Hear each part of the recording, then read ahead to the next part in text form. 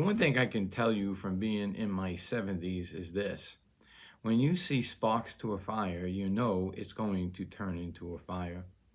If you look around the world today, we have wars everywhere. And all of us are involved in it because our nation is semi-involved. In places we see riots, and we had riots here before, and we're going to have them again soon as these conventions get underway. Everything is hectic. Many years ago, before I was a Christian, I would see this particular sign when I went out into the polling places. It would say, elect Jesus. And I thought that was kind of foolish before I came to know Jesus Christ because he's not even on the ballot. But basically, there's a great truth to that if you're a Christian. Jesus is the answer to all of our problems. Every problem, war, political, and election, are all minuscule when you have the eyes of Jesus upon him. We have that answer to elect Jesus. Now, as a Christian, you should have already elected Jesus, have turned over your life to him and let him be in control. But let me tell you, through the 71 years, what I find out more and more is that I didn't give Jesus as much control as I thought I did. So if you make, and I started to do this as I got older, conscious decision to submit to Yeshua Jesus every time, to his prayer. Let's just start with the Our Father that he gave us. Our Father who art in heaven, thy kingdom come, thy will be done on earth as it is in heaven.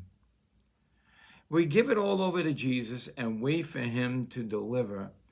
And since we're in a different kingdom than this world, we could survive here under the wings of Jesus.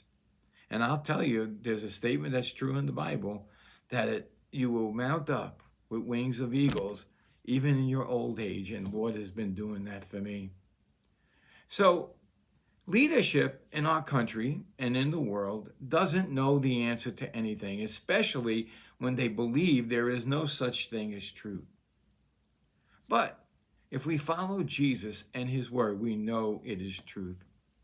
One of the things that's happened to me recently is I've become more involved in the law, not making it to be a restriction on me, but to be the blessing that God meant it to be.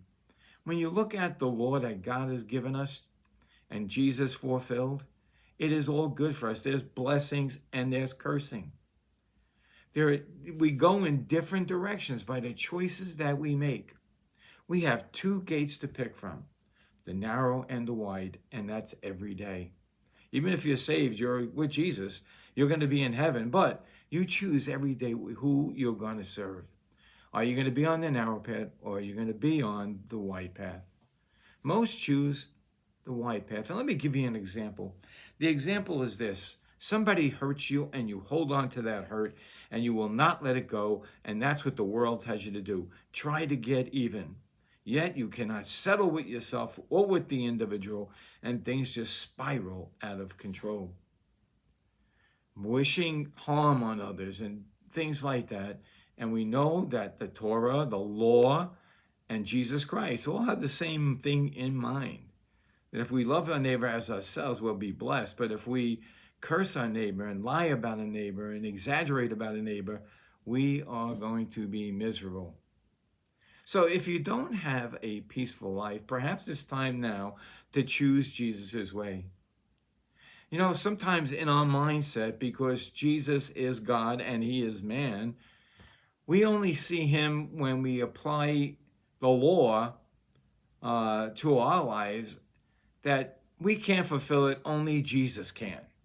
And therefore, we are not held responsible to following it.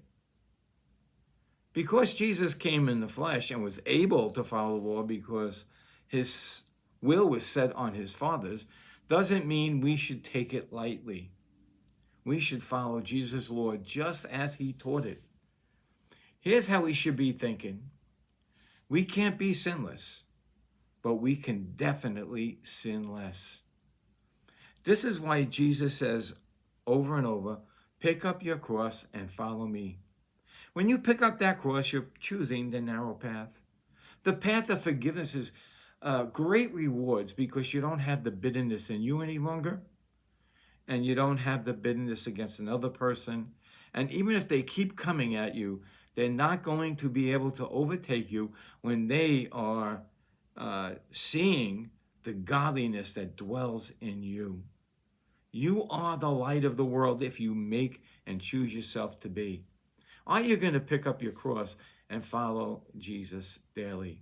Have no grudges and no curses against you.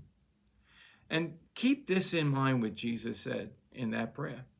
Forgive us our trespasses or debts, whatever way you want to look at, as we forgive those who trespass against us. Do we forgive others?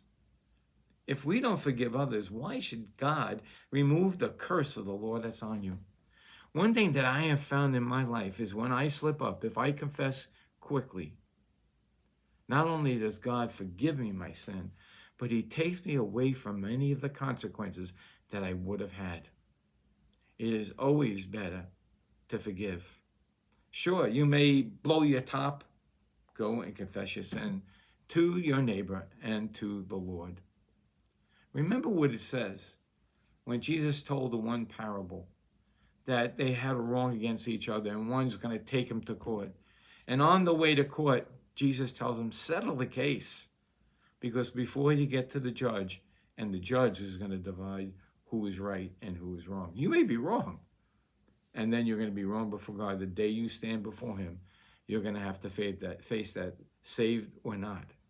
Because you're going to come before the bema seat of the Lord, and he's going to say, why didn't you do that? Be least in the kingdom of God. So you have the opportunities now to live a better life here and live a better life in the everlasting kingdom we have. Now, as children of God, the kingdom of heaven, remember that we cannot have peace without forgiveness. And if you're involved in politics, it doesn't matter if you're red. It doesn't matter if you're blue. It doesn't matter if you're black, you're white, you're Asian. It really doesn't matter. If you go before God and ask for forgiveness, he will forgive you. In the end, we're all going to be one tribe and one multiple of tongues, all worshiping God. Isn't that a great thing? Have you ever been in a room where people are singing to God in different languages, Spanish, American, English, or, Greek? It doesn't matter. It's a wonderful thing to see everybody praising the Lord. And that's what we should be doing. If the focus is on the Lord, it's not going to be on this world. So until next time, may Jesus increase as we decrease.